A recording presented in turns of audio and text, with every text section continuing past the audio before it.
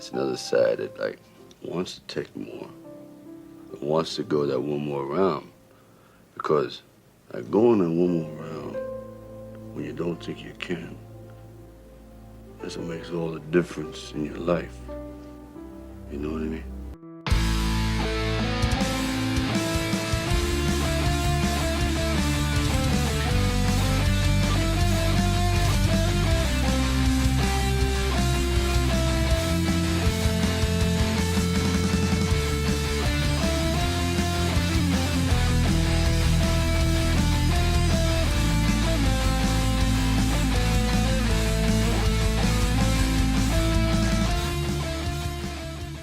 Welcome to another episode of One More Round, the Rocky Series podcast. I'm your host, Ryan, and with me today, I have a very special guest, often commenter of our YouTube channel, and one of the co-hosts of the Van Damme podcast on the network, Gru. How you doing, brother?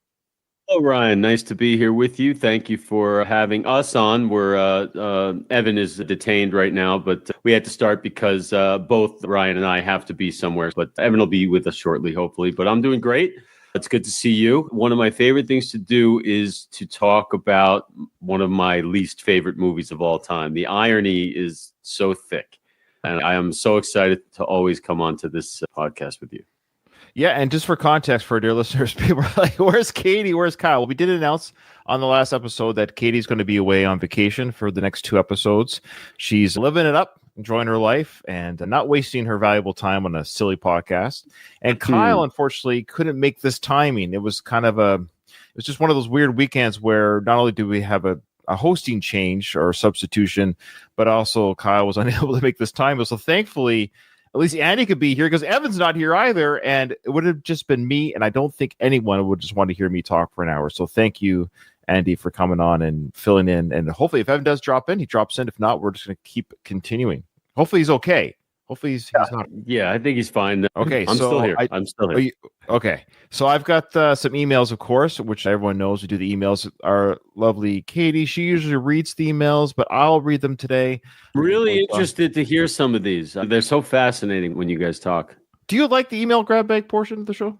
I have personal vested interest in it. Yeah, that's my favorite part, actually. I love to hear your responses to the babble that I throw at you. And, of course, what other people say. I love to hear all the perspectives, and I love to argue them.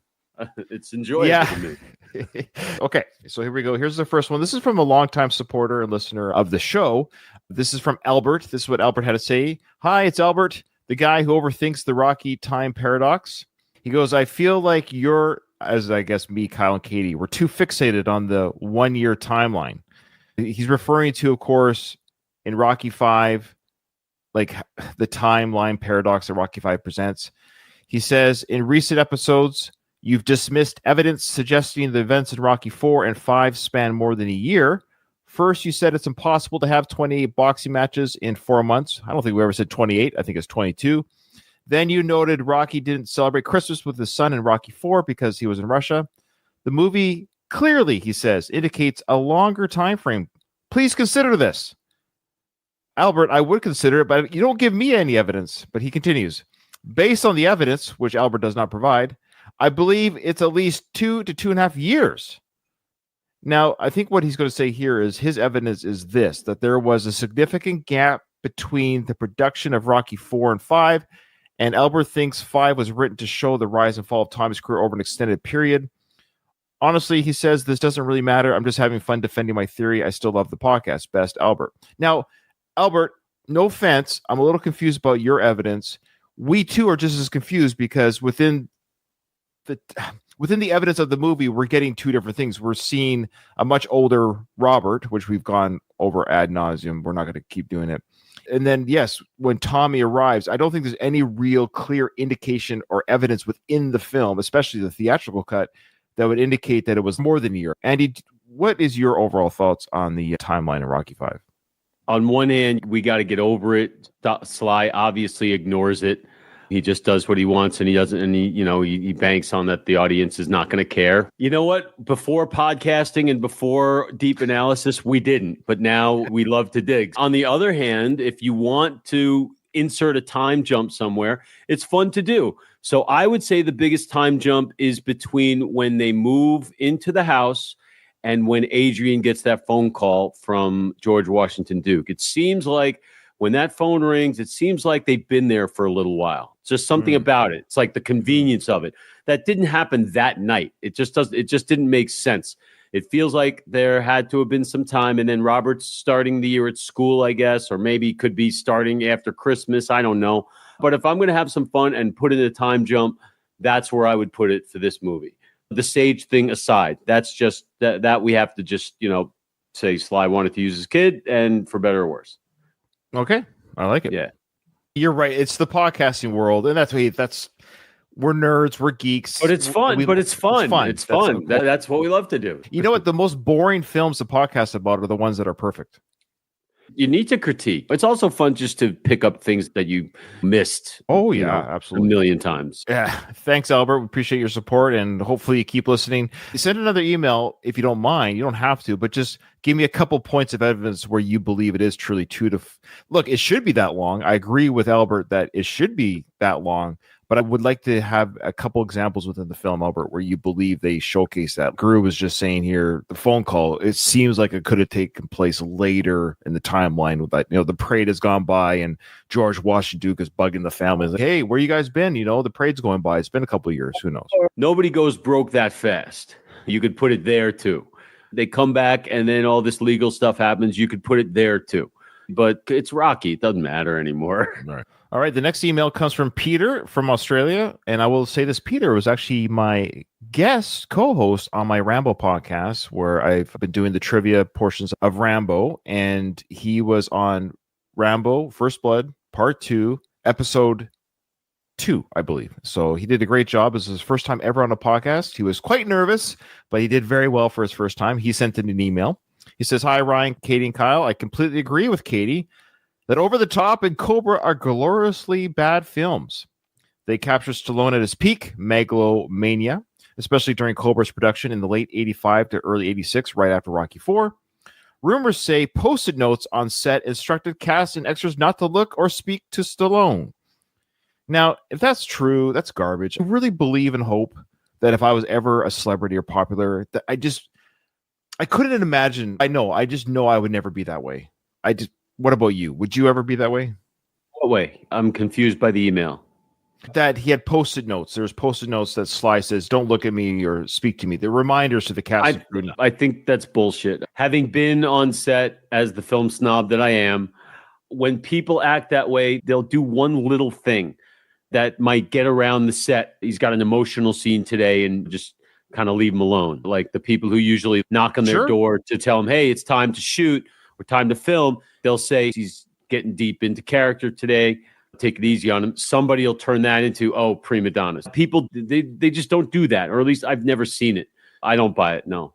And you could also argue it's not Sly doing it. It could be somebody from his staff, like somebody speaking for him, but he didn't say, I want you to do this. People can arbitrarily Sly or whoever the celebrity, whoever is having a bad day or they had a fight with Ludmilla, who knows? So they're like, don't talk to Sly today. So it's a reminder to leave him alone. But he may not have instructed us. So we have to keep that in mind. Even when this stuff may have happened, it might not have been under Sly's direction to do it. Yeah, if Evan were here, he would yell at me right now, but I'm going to name drop. And I say I've been around people from The Rock to John Travolta to Robert De Niro and to Danny DeVito, and I've never seen anything even approaching that type of behavior. Nah, I don't see it. But those are rumors, and Peter didn't start those rumors. I don't think Peter started. That's my defense for Sly. But if we need to point fingers, we have a paper trail now. That's right. Now, he goes on to say, Ryan, you're right. Stallone was effortlessly cool with those cowboy boots, aviators, tight jeans, and the matchstick. Now, Peter, I was being sort of sarcastic. I would say Stallone, he's cool. Don't get me wrong. He's a cool guy. Like, he's a stud. We get it, especially in the 80s. It was almost cliche cool is what I was trying to get at, in the sense of, hey, I want to be a cool guy. How do you be cool in the 80s? You need a matchstick in your mouth and you need tight jeans. You need sunglasses. It was this cliche of how to be a cool guy starter pack. Yeah. To the original point that Peter was making, I do not subscribe to his theory. I agree with Katie halfway. Cobra is. You're going to meet her halfway? I'll meet her halfway. Cobra is gloriously bad. Like from start to finish, It is. It's. I said that. That's a bad film. Okay. It's a bad film, but it's a fun bad film. But it's a blast of a bad film. Over the Top, I have a deep affection for. I will say that it is more well made than anybody gives it credit for, aside from some truly bad fundamental mistakes. Sly is very good in it. I keep trying to find the horribly bad. It's not laughably bad. No, it's not laughably bad. That's the problem with that film. I've already made my points about it. I don't enjoy arm wrestling, and I don't enjoy the truck driving. I'm going to state my thesis statement, and that's it. I'll drop it forever. To me, whenever I watch it, and this gets the same as I go through the years, it's not an arm wrestling movie to me. It's like saying that Rocky's not a boxing movie. I get it. I understand. And it works to me on that level. It doesn't land for most. I'm in the very, very small minority on this. I know that. You should just turn your hat backwards right now, Andy. You'll become a better podcaster. And it's like a switch. It's like a switch. All right. He goes on to say, on another note, in 2007, this is regarding the toys, Australian supermarkets stocked Rocky toy figures, likely tied, of course, to the 2006 release. And he says, I regret not buying Ludmilla Drago. Yeah. I have a picture here of the toy he was referring to. Look at that. Yeah, she's quite chesty in this toy. Yeah. She's a big woman. Look at the calves. Look at her legs. She does not skip leg bigger day. than mine, and I have big calves. Ah, look at that. Wow. Yeah, you're carrying a frame like that, and those things up there have to weigh at least 20 pounds each. That's a good workout every day. I love it. There she goes. Okay. Yeah. Thanks, Peter. Appreciate it. And he says, thanks for your podcast. They make the household chores bearable. Good. Okay. Speaking of Australians, we have a YouTube comment from our favorite Italian Australian, Gino from Eccentric Views of the YouTube channel. If you heard my last episode, I kept getting confused as to when there was a moment when Sly does some really particularly bad acting when he's talking to Adrian on the street. And then when the moment happened, I was like, oh, yeah, that's the part. I knew once I saw it, I was going to be, there's something weird about how he acts. Do you remember that part that I was talking about?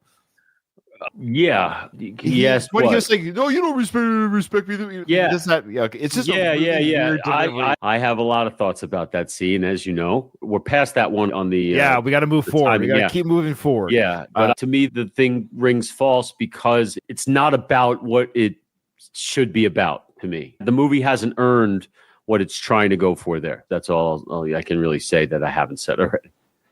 Gino is saying, though, that before Sly's moment of, quote, bad acting, he says, I knew exactly what you were referring to. So he knew the scene I was referring to. So when I finally got to it, he was like, oh, yeah, I knew what Ryan was referring to. So thank you, Gino, that I'm not alone. Oh, no. He was right. I was with you, too. I didn't know. Okay, good. I don't know why my brain, there were so many mini bad moments before the one that I kept getting confused. Like, where is the big one that always gets me? And then when it happened, I was like, oh, yeah, like it happened live on cameras. That's the one I'm talking about, guys, because I kept building it up. Okay. Yeah. He goes on to say, that always bugged me too. Sorry to bring up the Rocky toys again. No, don't apologize.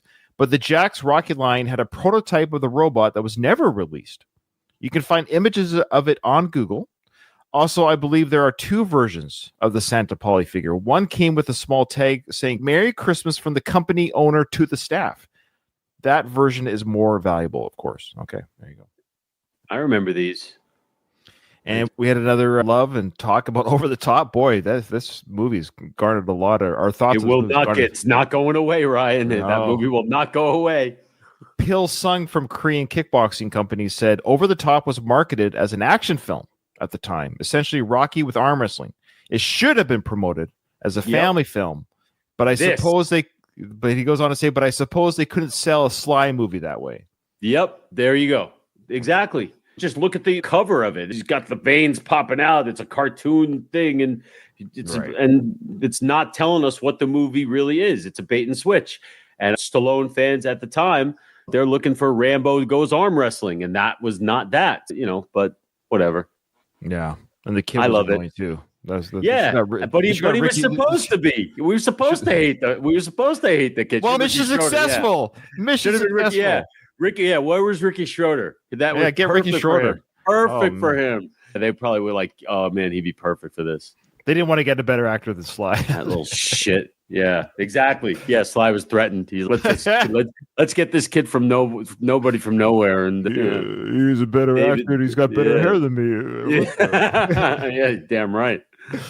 All right. Speaking of your wrestling fan, we have our favorite wrestler. He used to do amateur wrestling at the time, the real Hector Canales. He had this to say. He goes, "Thank you so much for the plug because we showcased his toy video. He did a toy unwrapping of the Rocky toys on his YouTube channel. Check it out." He goes, "I loved your reactions to the review." That's when we talked about the meat. I don't know if you caught that when we referred to the meat toy. Yes. Okay, yes. so I did. All right. Well, I don't just listen to the parts where you talk about me, Ryan. Oh, well, I wouldn't blame you. I get it. He goes on to say, Ryan and Kyle were all smiles while Katie was disgusted. Yes, Katie's a vegan, so she had a hard time with even fake meat. He goes on to say the next review after the meat was Rocky Beats the Meat. Oh, there you go. There is a review of Rocky Beats the Meat. Okay. Yeah. All right. He goes on to say that a couple of years after the Rocky toy line was canceled, I worked as an extra talent at WWE. Oh. Feeling dejected, I sat in catering in my rented suit and struck up a conversation with an older gentleman who said he was a Jack's employee. I asked, that's the toy company, I asked about rumored figures that never saw release, like Skating Adrian. He mentioned his wife had been nagging him to clean their garage and offered that if I helped, I could keep anything he discarded, including resin prototype skates for Adrian that were never produced and his Santa Pauli. He gave me his number and told me to call him the next weekend. A week later, after getting over not being offered a WWE contract, but you know what? The fact that he got that close, that he got sniffing, that's still something. That's what I was thinking of. I'm like, if I'm sitting there in WWE catering, I'm like, life could be worse. It could be worse. Yeah. It got worse. He didn't get the contract. Sorry, Hector. All right. Not everything works out. Hey, listen, I was 3 inches from being in national treasure. You get so close, you could touch it, and then you don't get there, and then you're out. I mean, that's what happens, but you don't regret a second. It reminds me of my first girlfriend. There you go. Get it out. So close. You can't touch it. He goes on to say, I remember the Jack's employee. I searched everywhere for his number, then realized that I left it in the rented suit's front pocket, which I had returned 6 days earlier, and I never saw that man again. Oh, no, Hector. I bet. So it did get worse for him. He was that close to getting the Adrian never produced prototype skates. That would have been a find. I'm trying to picture myself walking into a Toys R Us and saying, "Can I have a Skating Adrian and Santa Pauli?" I think they would handcuff me right there.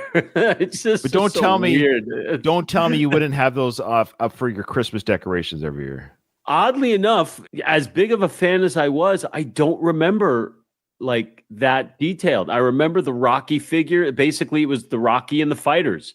I don't remember Mickey's. I don't remember Paulie. I don't remember any of those, any of the side characters. I remember Clubber. I remember Apollo. That's all I remember, honestly. Drago, definitely. That's it. I don't remember these others. He goes on to say, to wrap up the toy topic, Robert Balboa Jr. wasn't made because Milo Ventimiglia had signed his likeness rights to Mezco, which was producing action figures for the TV show Heroes. Heroes. Yeah. Got out in front of that one. But who needs a Rocky Jr. figure when you can get a street singer action figure? Yes, they made a Frank Stallone figure based on his first Rocky appearance. Why? Why not? Thanks again, brother. Says what? There's a Frank Stallone figure? No, I got to do a quick search. Sorry, folks. I don't like doing this when I'm recording. Frank Stallone toy. If there is one, I might have to buy that. I mean, you pay enough tribute to Frank Stallone. There is. Oh wait, I got to see this. Look at that. There it is. But folks. it just says Frank Stallone, though. What's the character's name? But you have to look on the back of the box, I guess. There'd probably be some sort of bio on the back of the box. But it's labeled as Frank Stallone. See on the bottom there. There is a back of the box here. I don't need to show it online and see if I can read it, though. I think this is worth showing. It's hard to read. What's he credited as in the first movie? Oh, that's street corner singer? I don't know. Yeah, I guess so. They never really identified him. Maybe he was just Frank. So there's the back of the box. Right. I can't read that writing there. But yeah, it does say Frank Stallone. I can see it says Frank Stallone. Hey, maybe Frank Stallone started out as a street corner singer in Philadelphia. Ran into Rocky Balboa. We know Rocky ran into Sly in the art museum. And that little Easter egg. You remember that? You remember that? Yeah. Yes, of course, That. Okay, all right, that's fantastic. Thanks for telling me that, Hector. I might have to. $115 US. Oh, That would look great on the desk right there.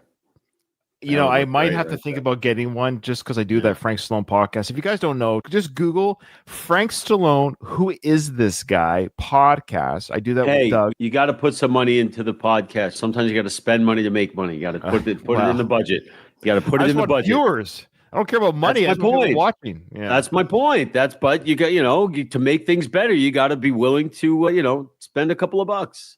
You got to go take the hits if you want to. Okay. Yeah, you got it. Very good. Yeah, there you go. Now we got some comments from a real irritating commenter on our channel. He usually comments almost every episode and just overloads us with stuff. I was really hoping Evan would be here to tell him to shut up, but he's not here. That's from Andy Grew.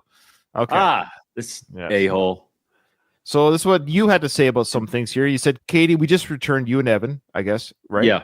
Okay. Yeah. Just returned from Vegas and stayed at the same hotel where Lincoln Hawk won the arm wrestling championship and his son's love. That is correct. We stayed at the now Westgate, which is the former Las Vegas Hilton, and we actually walked where the moment that I missed. You walked where Jesus walked. I mean, No. I can't say that we walked where the actual competition was, but we did walk that moment that I discovered via you guys, where Lincoln Hawk at the very end, retrieves custody from Jason Cutler at the end when they drive away, where the limo was parked there. So we were at that. All right. We don't need a whole breakdown of that film. I'm just saying. You read the comment. That film, that over it's going to haunt you forever. It's not going away, Ryan. No more over-the-top comments. They have to stop. Holy smokes. I'm sick of this. I talk more about the over-the-top comments than I have about the film, but we need a podcast of just over-the-top therapy for Ryan. Oh, man. And you continue with it. Here we go. You said, if Over the Top retained its original title and was marketed as a father-son drama, so you agree with the Kickboxer, would the movie work better without changing anything except its marketing? It was promoted as an arm wrestling film, so you agree with the Kickboxer. Yeah, and the original title was Meet Me Halfway. Was that really the original title? Yep. Oh. Mm-hmm. That's such a lame song. But it's beautifully lame. Oh, and when it comes on, you do not turn it off. I dare you to turn it off when it comes on. I dare you. I'm trying to turn it off in my brain. It's difficult. Cannot turn that song off. Kenny Loggins can sell you anything. Oh, man. Damn it. You go on to say, when Robert goes, now we're back to the Rocky film. Thank goodness. He said, when Robert goes, this is my question. I was confused by your statement when you're saying the continuity was thrown off, and you clarified it here. You said when Robert goes downstairs and Rocky follows, the next shot makes it seem like Rocky is already downstairs while Robert is still by the stairs. The work print fills in this gap. This inconsistency has always bothered you. Yeah, so when Robert is at the bottom of the stairs, so you want to talk? Let's talk. Okay, that literally is the next cut from Rocky following Sage down the stairs. So that's a bad continuity error. And in the work print that you've showed, and I've never watched it all the way through, but I've seen probably all of it, they have a whole conversation before he says, do you want to talk? Let's talk, in that work print. So that fills in that gap there. That has always bothered me. It's like he follows him down the stairs, and all of a sudden he's on the other side of the room. Bothers me. I'm glad the workers print, or at least our podcast, resolved that for you a little bit. Okay. Yeah. In fact, I have a question for you. Okay. Please. I know nobody ever wants to go in and, do like a director's thing of this movie, and the director's gone also, but wouldn't you like to see? He's not gone, Andy. He died. He died. Yeah, hey, she didn't leave, Paulie. She died.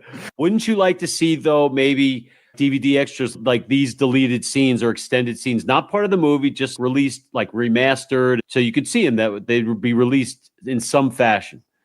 Of course. At the end of the day, we'd love to see these properly done. So what can they do with a work print? Is there a way they can fix it?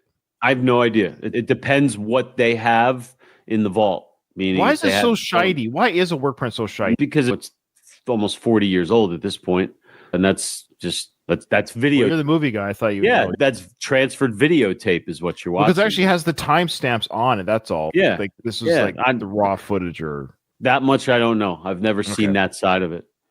That being said, they're leaving money on the table. Screw Sly's feelings on it.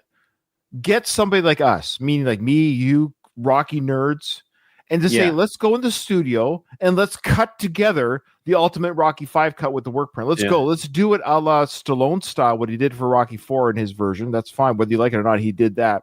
Let's do it for Rocky 5. Call it the fan cut. Call it the ultimate Rocky 5 fan cut. MGM releases it and they make money. Why they leave money on the table, I'll never understand. It's not even Sly's decision. No, Apparently it's MGM. I don't know why. Maybe they don't care, or the Winklers don't care. Whatever. They just they want to do. Who knows? If anyone in the camp is listening to this, you're leaving money on the table. Would they not sell DVDs if people did that? Yeah, 10 or 20, I'm sure. Oh, come on. Are you kidding me? The Rocky fan base would be nuts for it. I can't imagine anyone who legitimately loves the Rocky films would not at the very least be curious to see what it looks like. Like everyone would watch it. Everyone would watch it at least once, which is money on the table for streaming or buying. If you gave me the tools and the chance to remake one movie, to go back in history and remake one movie, it would be Rocky 5. And the close second would be Godfather 3. Now, I'm sort of doing that. I've got all the video files put together that I've been presenting on this podcast. Yeah. I'm going to piece them all together. It's going to be a Frankenstein-ish type job, but that's the best I can do, and I'm going to make it free. Somebody will get their hands on something, because what you have is a vast improvement from what I saw 7 or 8 years ago, which is the same thing. Oh, just the same exact thing. It just, as bad as the one that we have looks, the other one looked 10 times worse. Okay. And it was in pieces. Oh, I got this one sent to me from, I've been holding on to this for a few years now, just in my hard drive, ready to do this. Okay. This is the last comment, then we'll get into the film. This is from you. You said, my final thesis on the Rocky Adrian scene everyone loves but me. Yeah. Oh, well, anyways, you go on to say, it's a great scene, but here we go. Here's the Andy film snob.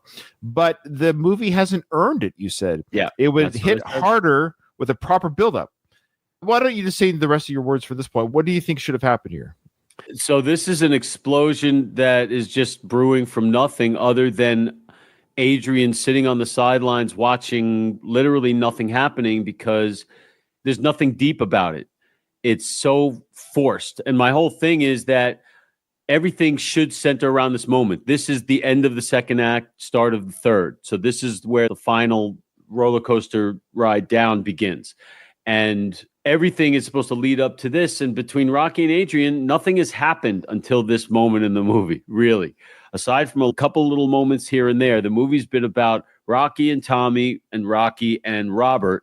And the truth is, the Rocky and Robert stuff isn't that deep, because they haven't had much of a relationship on screen up until this point. So the biggest problem with Rocky 5 is that it's manufactured. They're trying too hard to go in a certain direction. Evan gives them credit for trying. And in my estimation, they try too hard to try to recapture a spirit and a feeling while still trying to reinvent the wheel. And they go too far in both directions. They go too far with the forced nostalgia. Let's force them back to the streets. And they go too far with, and let's replace a lot of the old music with some hip hop, because that's what the kids are listening to today. That all bleeds into this scene right here, because this is supposed to be the emotional centerpiece of it. To me, it falls flat, because at this point, I don't know what she's even talking. I mean, I do know what she's talking about, but it just hasn't come up. It just hasn't been a thing. We've been a spectator for the first time in the Rocky series. We haven't felt like a part of it.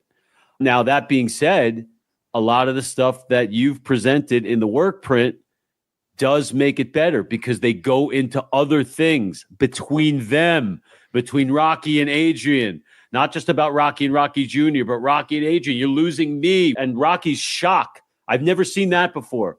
Last episode. You know, he can't even believe that Adrian would say this. That hits. But where was that? Why? Who's cutting that out? You want a scene? There you go. But no, he just says, oh, it was always you and me. It was always you and me. Let me go take care of the kid. It just does not ring true and never will the way it is. That's the thing. All right. Valuable points. I get you. And the workers' print has shown throughout this journey on this season a lot of missed opportunities, a lot of deeper drama. Would have been a perfect film, no, but it wouldn't have been as bad. I don't think it was been as maligned if they kept some of the themes that they cut out. There is a great story here buried under a whole lot of manufactured nonsense that I think Sly or them, they felt they needed to get people into the theater. I will say even more. There is an incredible film in this film that I just wish I could go back in time and just guide Sly. Yeah, I don't care. I'll say me, fine. To say like just from the timeline issues, like I'll tell Sly, look, you got to do something with the son. You want your son in it? That's cool. Don't get me wrong, that's awesome. In fact, Sage does a great job, but you got to do a 5-year jump. You got to say 5 years later. All the things we've talked about. There would have been an incredible film, and I'm sorry, I'll stand by. I don't care. You can have your freaking street fight, all you freaking street fight lovers, but have the film end in the ring and have Rocky knock out Tommy in the ring proper and say, I loved you, man. You and me were supposed to be like this, but with the gloves on. He's doing that in the ring as he's looking down at a fallen Tommy who's literally gets schooled by his teacher. Seeing Rocky win the fight, sure, in the ring, but be devastated by that victory in the ring because he lost Tommy as a person. Tell me that's not a better drama. I don't love it. And let me ask you a question. I don't think I've ever asked you this question. Do you think that Rocky needed to lose his money for this movie to work?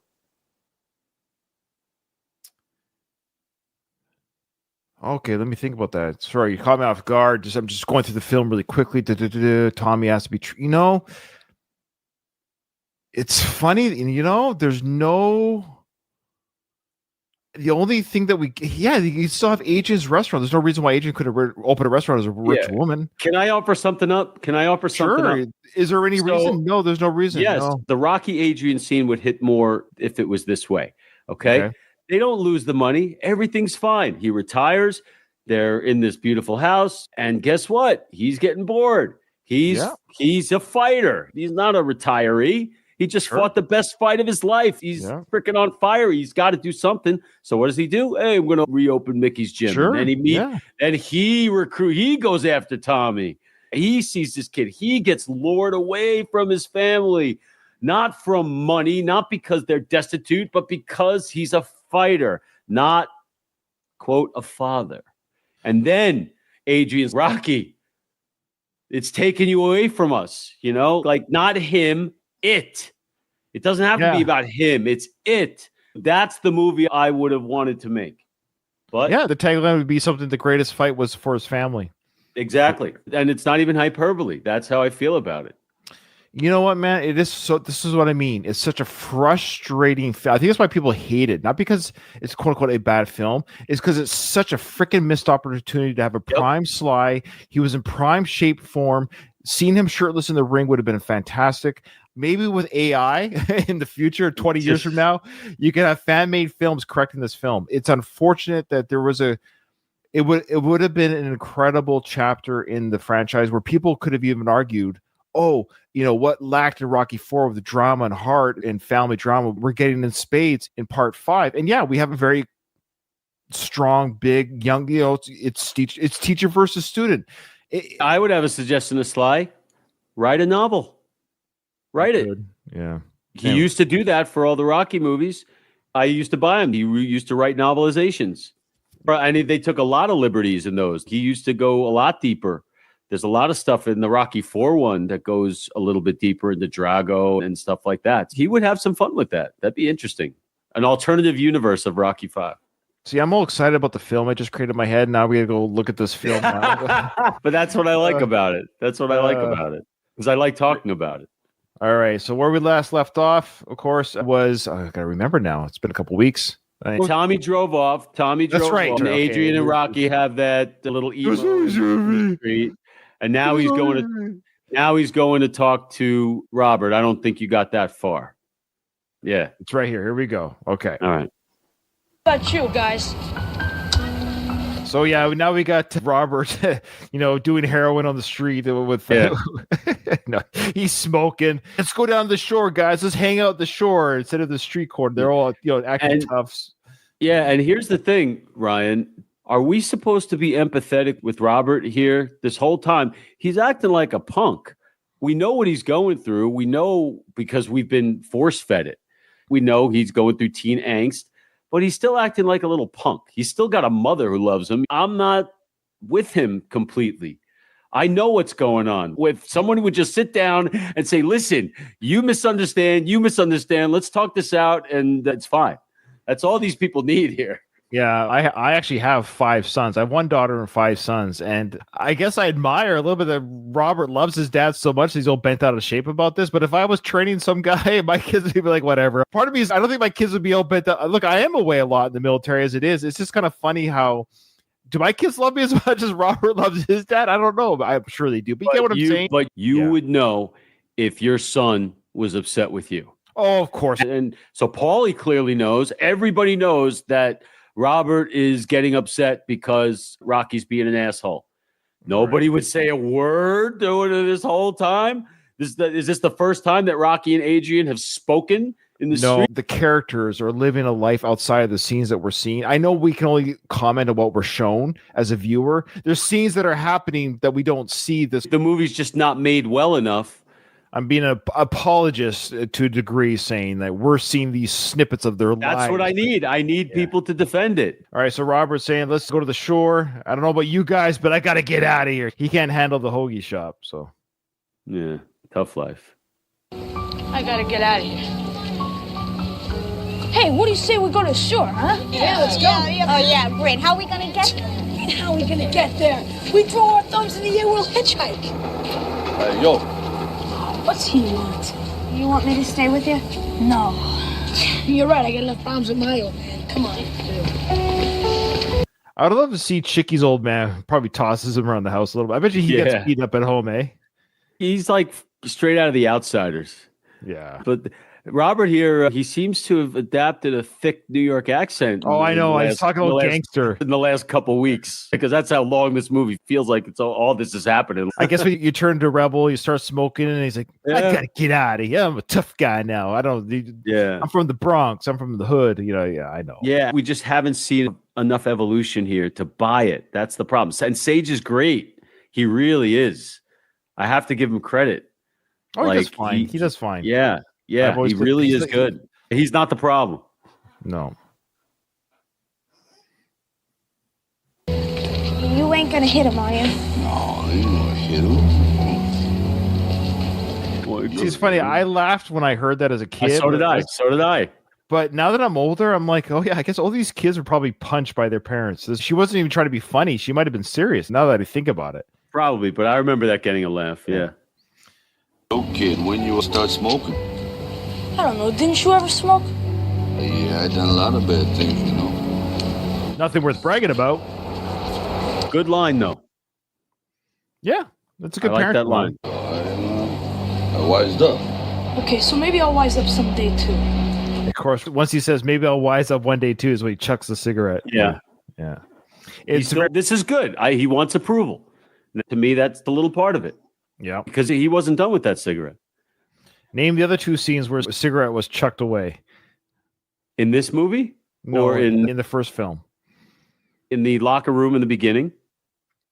And when he goes, before he goes into the bar?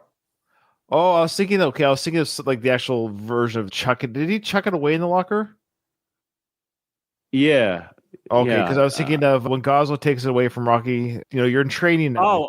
Gazzo takes it. Takes it, throws it away. He chucks it, and then the other one was when Little Marie goes, nobody likes garbage, but then she chucks her cigarette.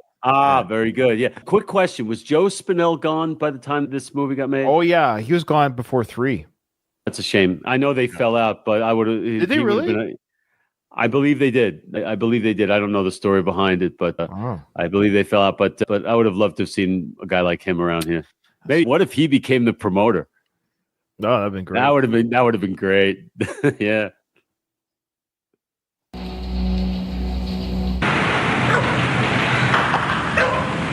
Maybe tonight's a good night to start for both of us, Look, you got your thing with Tommy and I got my friends. What's wrong with that? Wrong with that is you change it right in front of my face, kid, and I don't see nothing. That's what's wrong. Hey, don't worry about it. I gotta worry about it. The deal was we were supposed to be tight. You remember? What about Tommy? You tight with him too, huh?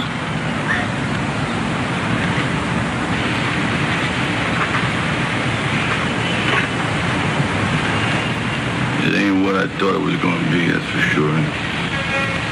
Tommy is going his own way, kid, and you ain't as old as me, but like, sometimes just because you get old don't mean you're smarter, and especially me. I got like holes sometimes, and things fall through, and I make mistakes. All right, so that was all the worker print stuff. That's all new footage. Of course, when you listen to this on your audio feed, folks, that's, of course, a worker print. That's stuff that's not in the theatrical cut. It's a little bit hard to hear, but Andy, what are your thoughts on what could have been? That's what the movie's supposed to be about. It's supposed to be about how he's just getting pulled in different directions, and he just doesn't think that far ahead. He's not stupid, thinks about and sees what's in front of him. And the theatrical, he's sort of making excuses for behaviors. That was yesterday. Here, he's being much more honest here. He's saying what's really going on. And this hits much better than what they eventually decided on.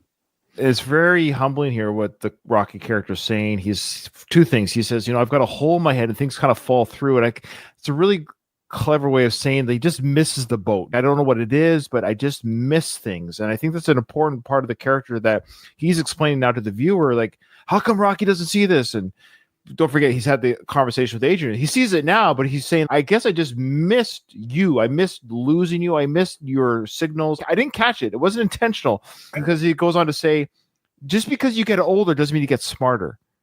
And Ryan, this goes hand in hand with the work print version of the scene before, where Rocky's in absolute shock that Adrian is feeling this way. Yeah. These two scenes hit so much harder put together like that than the two that they have. Don't they, Ryan? Do you agree? Oh, yeah, of course. Yeah. I don't know why they didn't. It makes it more forgiving for the Rocky character, but whatever. They decided, no. We want to make Rocky look really bad, I guess. I don't know. It was Avildsen who edits. He edited the movie. Was it him that edited it? I don't even know. I know that he was known for editing his own movies, but I can't think that Stallone gave up everything. But Stallone admitted that he was kind of lazy with Rocky V. Oh, he has admitted that. He has said that. He chose not to direct it. He was having fun. He was at pretty much his peak Hollywood movie star lifestyle. And I think he definitely, the writing shows the laziness, but he has said that. He definitely has. Couldn't tell you where. Hey, don't worry about it. I gotta worry about it. I mean, the deal was we were supposed to be tight. What about Tommy? You're tight with him too, huh? Tommy.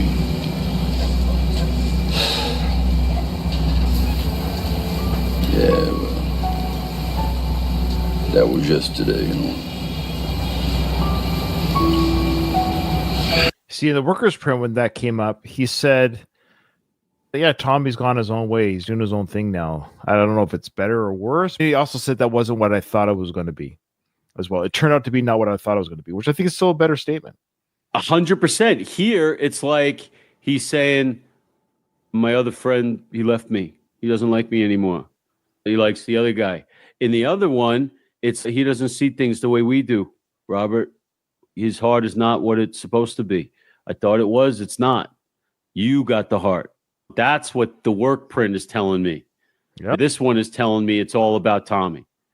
I guess that's the direction they felt they needed to go, and they need to focus more on the villain being a human being rather than a sport, I guess. Kid, you remember you were telling me a long time ago about deceptions, and I was talking about scams, and I should have listened to you. I was trying to teach you. All right? Well, you were teaching me, and I didn't wise up, and I didn't know, and I made mistakes, and I do things, it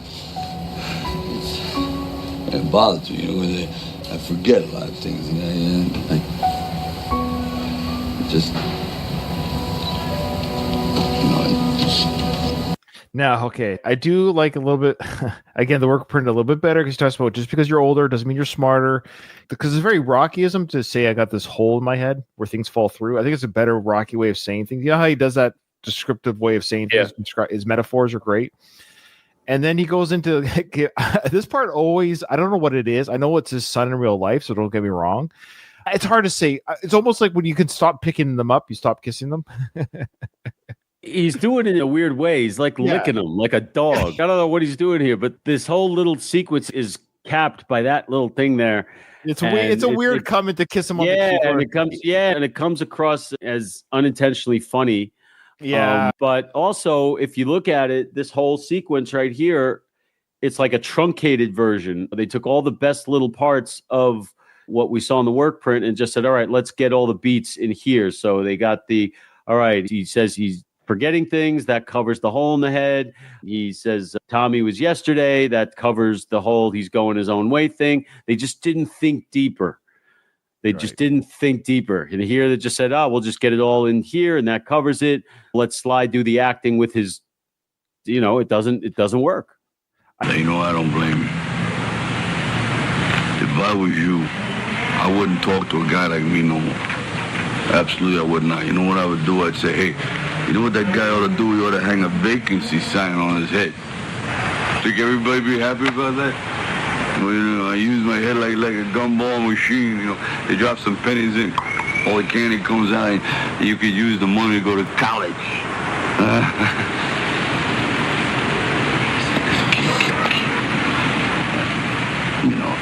I know I made a few mistakes, but I would love to hang out with you again. That version there, that was the work print version. That was him trying to be a little bit silly, using humor, which I get. Humor is a great tool to use to deflate a situation. He's being self-deprecating by saying they should put a vacancy sign on my head because I don't have a brain. And it's so empty that they could fill it up with gumballs and people would pay for money to get the gumballs. And then when the money came out of my head, you could pay for your college. I think about what I would have responded to as a kid, the old playful nature of my old man, that would have brought me right back because that was the Rocky that Robert has not seen since. But then I go back to the ice skating scene and he's being just as silly there. And it's one of the most classic scenes ever. And here, you get rid of this last part where he gets in front of him. I would love to hang out with you again. I never liked that. He's too deep. Rocky was never overly emotional. And I love that he falls back on his playful nature. And that would have been enough. And just let the camera be on stage and just let a smile just start creeping across his face. And as an audience, we're smiling too because, all right, we've got Rocky back. And now let's finish this thing and go home. But they didn't have enough faith in the audience, maybe. Yeah. I'd love to hang out with you again. Here we go. Yeah, I don't like that. Hang out with you. Yeah. Hang out with my dad? No, I spend time with my father. Yeah. Just you and me.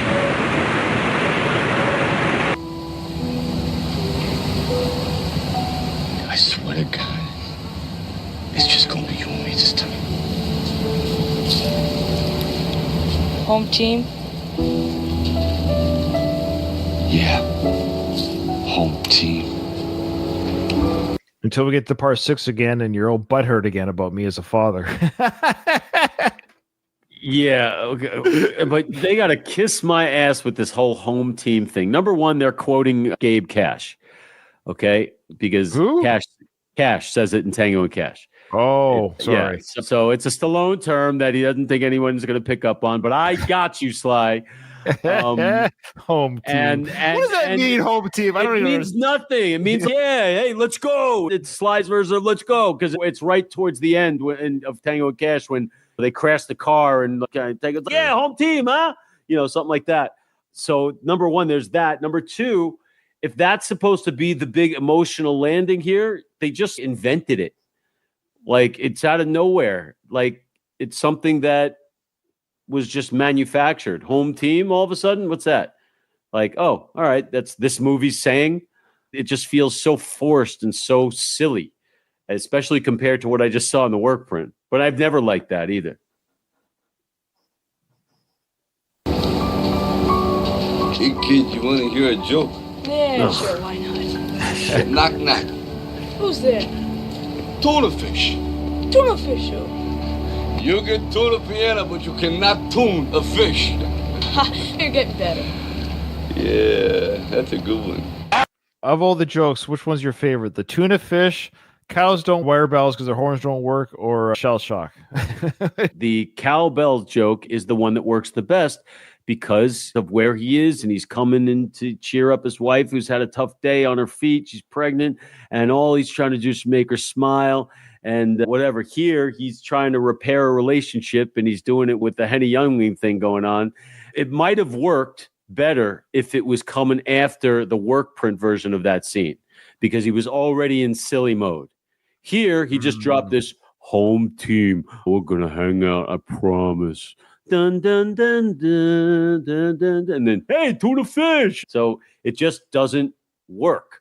The best joke is the cow one. I don't know why that one always. Yeah, Outside the movies, just even outside the movie, I think it's a funny joke. I don't know why. It is cute. It is cute. But the tuna fish joke is an old one that always lands for little kids. Maybe not weed smoking teenagers in front of the Atomic Hoagie shop in South Philly, but you know. Now for this next part, I just am going to show the workers print. So basically, the workers print is very similar to the theatrical print, but it's different at the same time. It would have been too hard to edit the missing scenes or whatever.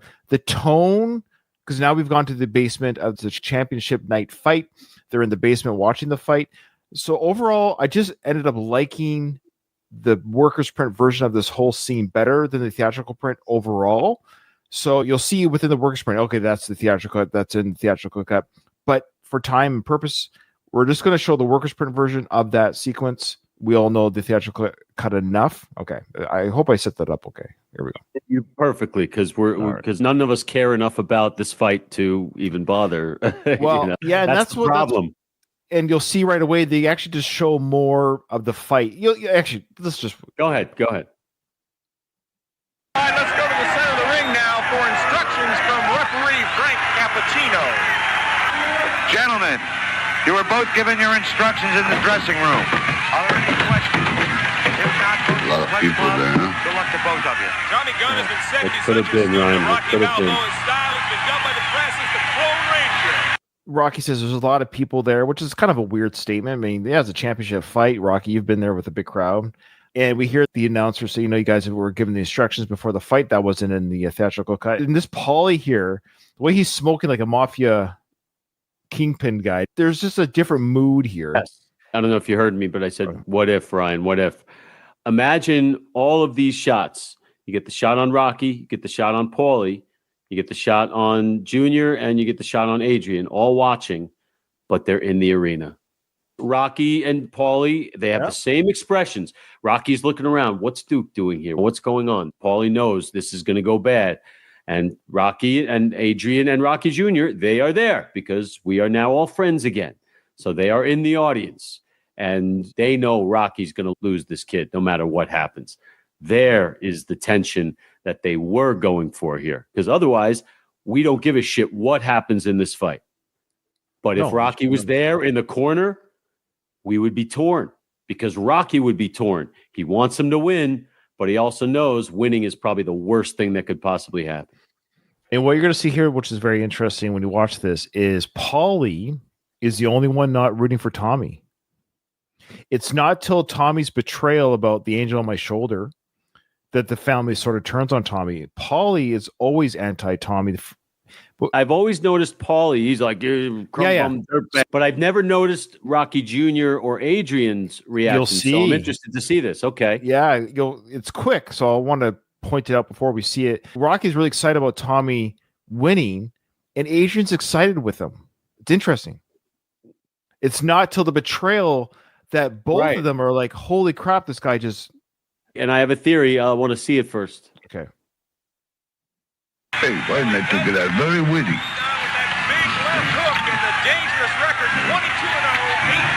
Relax, Rocco. We ain't worth the stress. Hey, let's... So he says, relax, Rocco. He ain't worth the stress. It ain't him, Paulie. It ain't him. So what's he referring to there? Why is he stressed? That's a good question. Because he says, relax, Rocky. He ain't worth the stress. Rocky's response is, it ain't him, Paulie. It ain't him. Maybe it's like Adrian said. Maybe he feels like he's in the ring too. That's played out verbatim with him hitting the bag. It's in the workers' print as well. But I just, because he seems very like, I think he might. If I was, Yeah, it doesn't quite make sense. No, but I think there's a part of him that wishes he was there. Hell yeah, absolutely. Yeah. Okay. In fact, it still doesn't make sense to me why he just didn't continue. Duke said, "Let him still train you." Why the hell not? Yeah, I don't know. Come on. He knew what the business is, and this is what it's going to be. Either you're in or you're out. You can't be settled out without a celly, huh?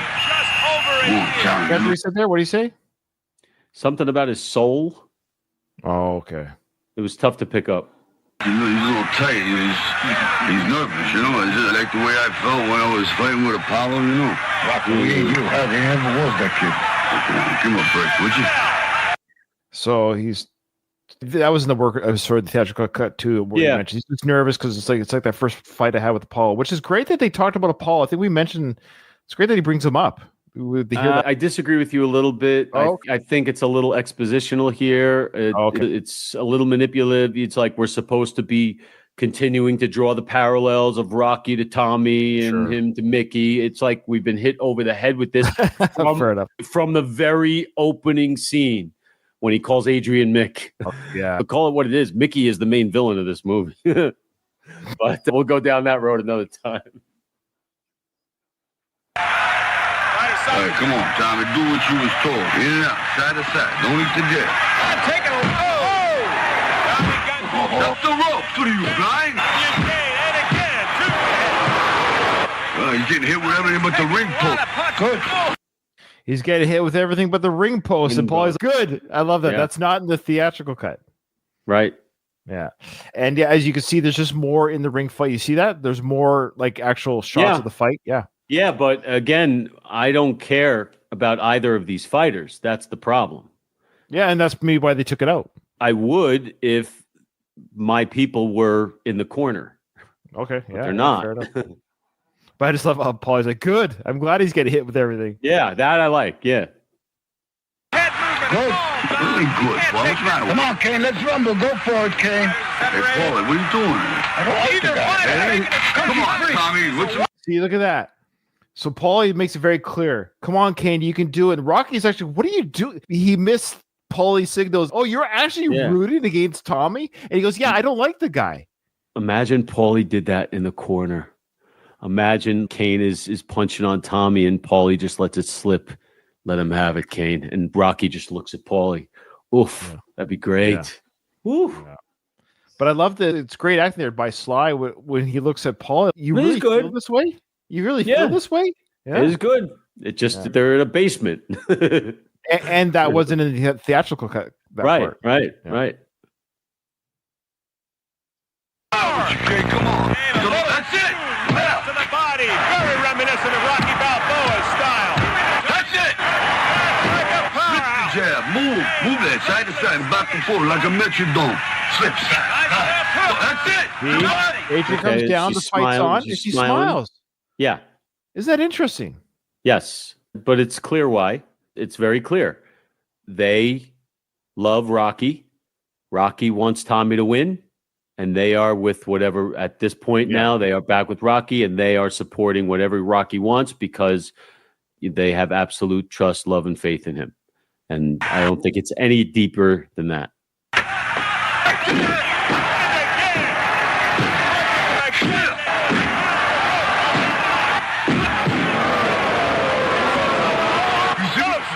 He remembers everything.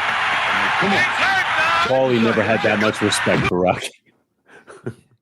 Paulie was always sparing with the love and respect for Rocky. He gave it a little bit in 4, and I love that little scene in 6, but he's going to always say the reality. And Rocky's, see, he remembers everything. So he's excited. He sees his student doing well. He should be. Good. You see good, you do good. Yeah, he should be. He absolutely should be. Just not in the basement.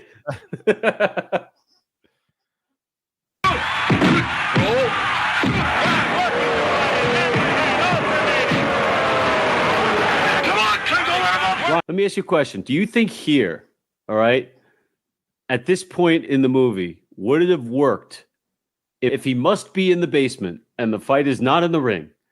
Would it have worked if as he's punching the bag, they juxtapose it and they get into Rocky's head and put him in the ring.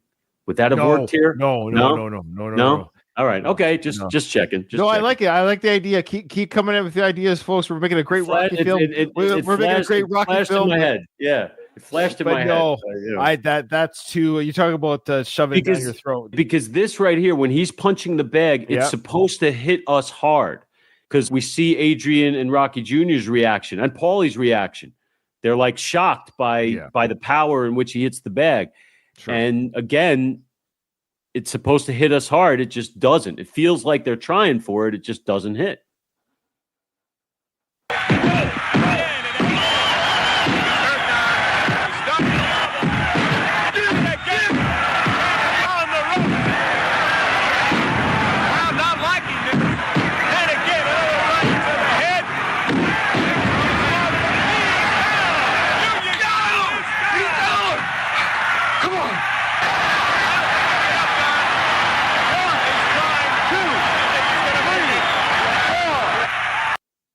So that sequence there, of course, of Rocky being so excited, it's almost over the top, excuse the pun, with the acting, but I guess it's legit. He's just like your favorite team winning the Super Bowl or World Series. That's legit. That's the kind of excitement when I was enjoying my team before they got knocked out the playoffs. That's the kind of joy you can have watching sports, especially, again, this is a guy he trained. You wouldn't expect Rocky to be rooting against him.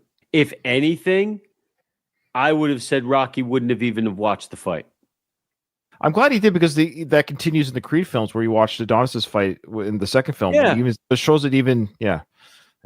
But anyways, Adrian, though, is now, I think he's a little bit too excited here. The heartbreak hasn't happened yet, but she still senses something's askew. Yeah. She's known from the beginning. 5, Adrian, 6, 7. I like that. He goes, 5, Adrian. I kind of like these. Adrian, be excited. Look at her. She's shaking her head. I wonder why she's worried about Tommy winning here. I don't know. Maybe she knows something's going to happen. I don't know. Or does she think Rocky's going to get sucked right back into it? Oh, maybe. Yeah. What happens if Tommy comes calling again? Yeah. Yeah. Come on, kid. Looks like it's over. 9, 10. You're out. It's out. Union Candace. Got it in the first round. Tommy Machine Gun, the youngest heavyweight champion of all time. You hear that? That's on the theatrical cut. The youngest heavyweight champion of all time. This is supposed to be because he's patterned after Tyson, I think. I guess. He's 19, right? Yeah, he's 19. Yeah. Ladies and gentlemen, by way of a knockout, we have a new champion, Tommy the Machine Gun. This is unbelievable. You know, what this kid done? He won his own belt. You know, first shut up. He got his own. See? All right, there you go. Very good. You see what he's done? That he said something about the belt. He got his own belt. He points to the belt that he has over there, and Adrian's smiling with Robert. So that's a genuine smile there. It's weird because they know who's responsible, and they're proud. They're proud that he's proud, and if he's happy, they're happy. Okay. See what it's all about? Like when you taught something, you learn, and you can be a teacher too, because you learned the right way, like you've done. Congratulations. Good stuff. Overacting, but good stuff. Yeah, he's saying, see, if you learn, and I can teach, I can do this, I can do this stuff, I can teach, I can da-da-da. And Adrian's pointed to the TV. She's like, Rocky, they're about to say something. Tommy's about to break your heart. Listen. Chase upset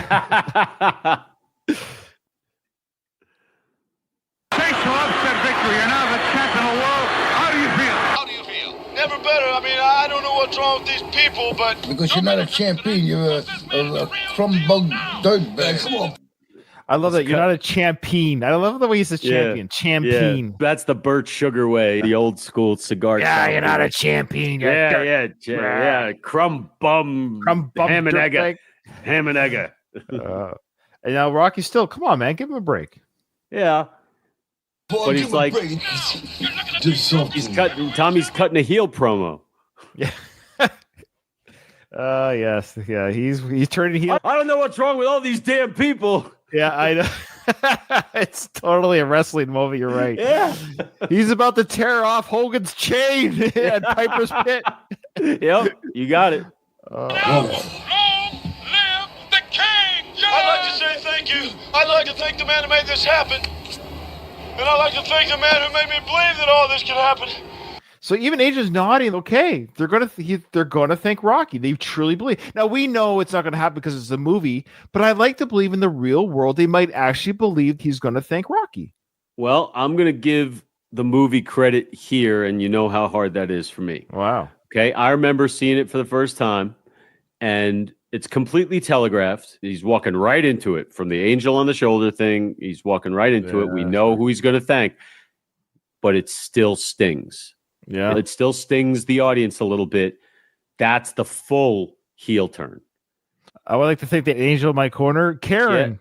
Yeah. But that's Andre the Giant coming onto Piper's Pit with Bobby the Brain Heenan right there.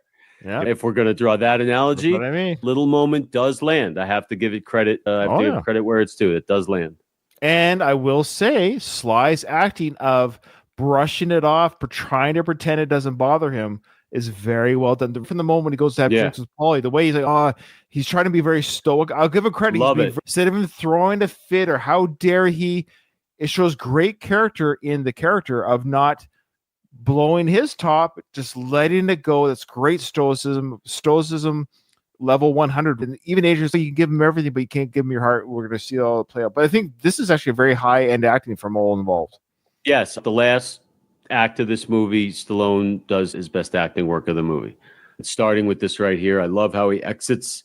She's, "Are you okay?" And he's like, "Yeah, sure, I'm all right. It's okay." You know, he's not. He's like, "Oh, I'm fine." You know, Like an angel on my shoulder. Mr. George, what's that do? And then Whoa. Sly's eyes there. Very good acting in his eyes. He's kind of, oof, that's embarrassing. Like he stings. But he takes a deep breath, and Adrian's looking over at him. And she looks great here, by the way. This is one of the better. She looks really nice. Yeah, it was really pretty. Yeah. And again, Adrian's support is so spot on. Yeah. Yes. And even Paulie is smart enough not to kick Rocky when he's down. Yep. Yeah. He invites him out. Yeah. the machine gun.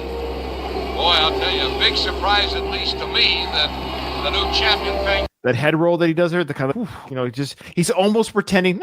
We all did just hear that. That didn't happen. Like, we didn't hear that. He's almost pretending, oh, what a good fight. That was a good fight, right, guys? Yeah. The guy that got him. This crowd is unhappy.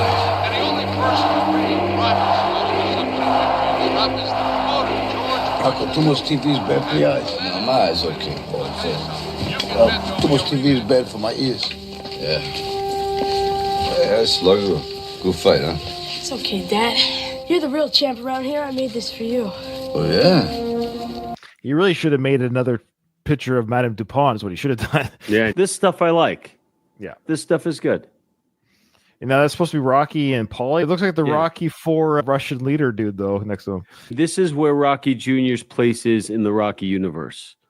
Right. Just these little fun moments, the dinner with the robot and Ford. I just feel like bringing him in, making him the centerpiece is part of what derails this thing. You know what I mean? Yeah. Beautiful.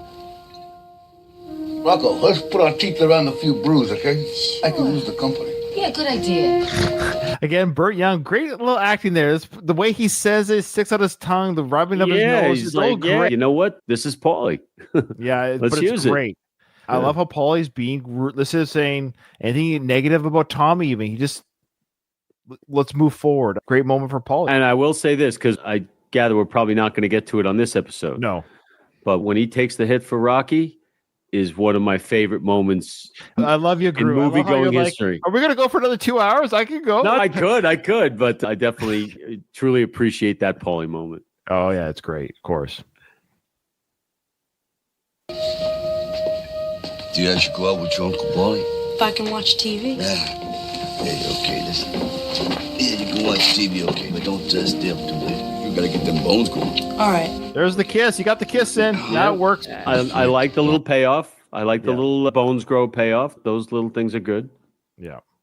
Something. Jeez. I told you could give him everything, but you can't give him your heart. Oh, it's okay, Adrian. Really. Yeah. Yeah, sorry.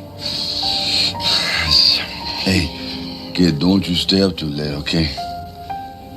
So funny. Are you okay? I won't be out too late. Okay. See you, champ. Yeah. Have a good time with Uncle Paulie. Yeah. I love how Adrian even laughs there about having a good time with Uncle Paulie. Oh, my husband's going to get trashed.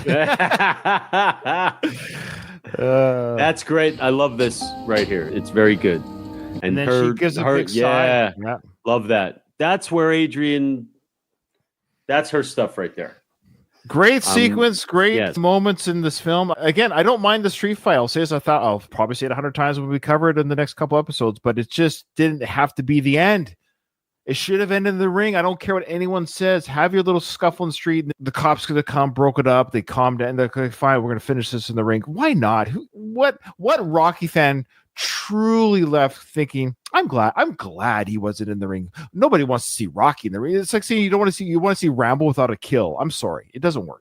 Yes, I remember seeing it in theater. I was probably 15 years old. 15, yeah. And of course, the fight, we're screaming and yelling, chanting, and it was a blast, and we're coming out of it. That was the greatest Rocky we've ever seen, and blah, blah, blah, blah, blah. And of course, over time, we realized that the issue really is that at the end of the street fight, we are nowhere different than we were at the beginning of the street fight. There are no stakes. Yeah. There's nothing there. And in fact, there's a possible lawsuit from George Washington coming. Like, exactly. In fact, everybody should be arrested. Tommy was. I don't even think he was. And to tell you the truth, we'll talk about it some other time. But I love the big changes that they make in that too. I really do. Yeah, that one's gonna be a tough one, Ed. I might just do the whole work print version ending period, just because it's the street fight. Like every fight in the Rocky films, it's not really much to comment on. Punch. We've faced this every time we cover the final fights in these films. So what I might do for conversation pieces, I might just show the workers print final fight, because there's obviously I would say that's a great idea, because everybody's familiar with what is, and that is radically different. In several ways. That might be just worth showing, because we know the whole fight is just fight, stops, starts, ends, and then sue me for what and all this stuff. So it's okay. Let's see how the workers print ends the film. It might be the way to go. Yeah, but there's a lot more story beats in the work print. And I don't want to spoil anything, because some people might not even know there's a guest appearance that happens in the workers print that does not happen in the film.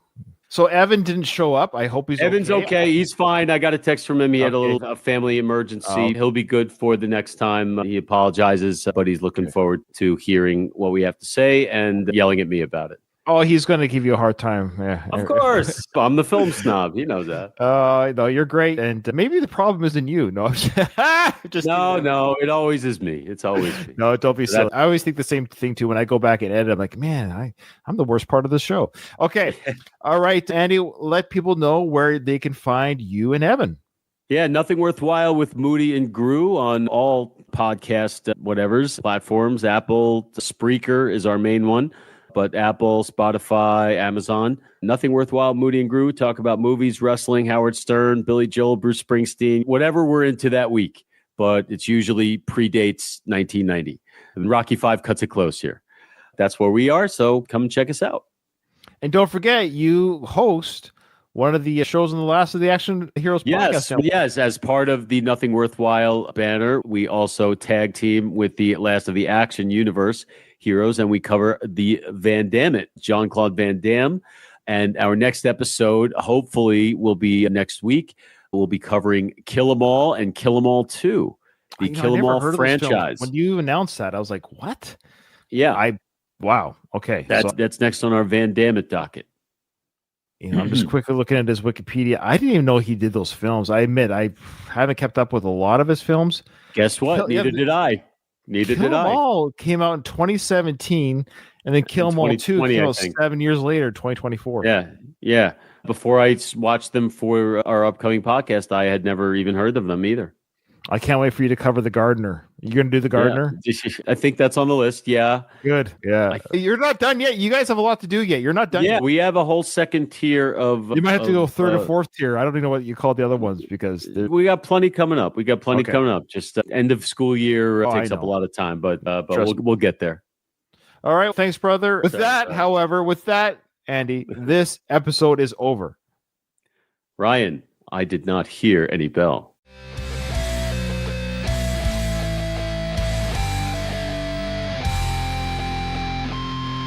I just want to